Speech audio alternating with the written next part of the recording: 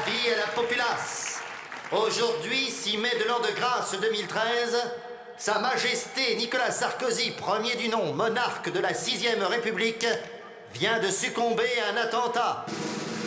Sitôt assassiné, on nomma pour commenter la cérémonie d'adieu et en qualité de bouffon du roi à la cour, le sieur Berne Stéphane.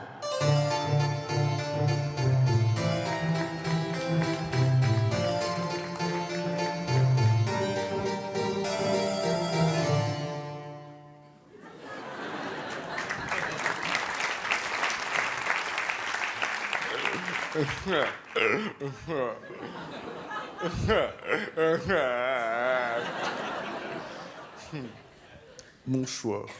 Bonsoir et bienvenue pour cette cérémonie si triste, horrible, horrible, horrible, que je me dois de vous présenter et de vous commenter.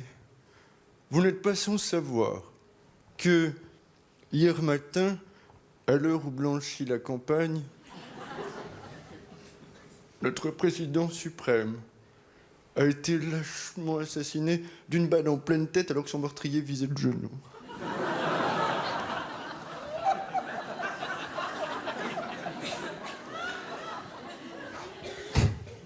Horrible, horrible, horrible, horrible. Nicolas Sarkozy n'est plus Nicolas Sarkozy. De son vrai nom, Nicolas Sarkozy Nagui de Goska, qu'on surnommait d'ici à la cour depuis 5 ans le godemiché hongrois. C'est-à-dire qu'au départ, on pensait vraiment qu'il allait nous donner du plaisir, puis à la fin, il a vraiment mis dans le cul à tout le monde. Nous sommes réunis ici tous ensemble, au Champ de Mars, au pied de la Tour Eiffel, car, vous le savez, notre empereur bien-aimé l'avait exigé de son vivant au cas de malheur, tout simplement d'être embaumé, puis placé au 3e étage de celle-ci, en plein milieu des émetteurs de télévision.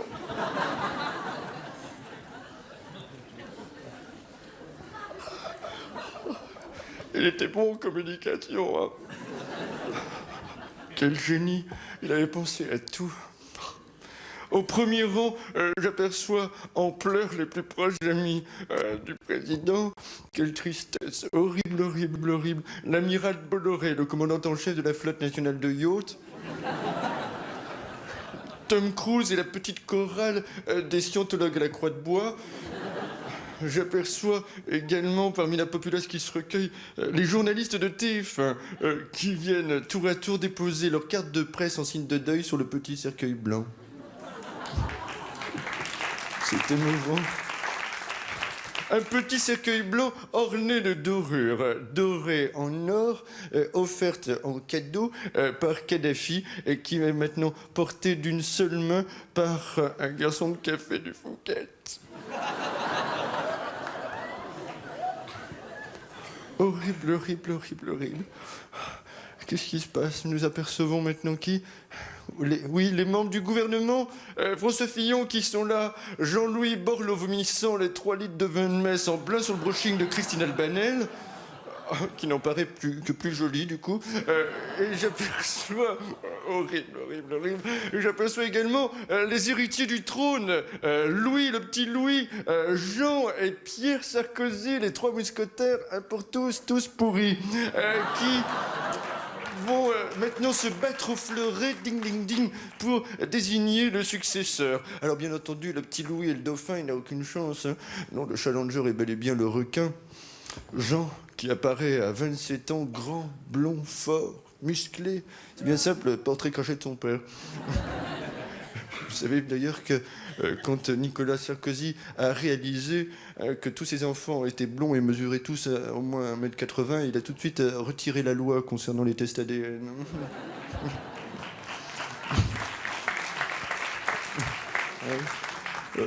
Cette cérémonie touche à sa fin, je le comprends, car j'aperçois maintenant la ministre des Finances qui organise une quête parmi les invités.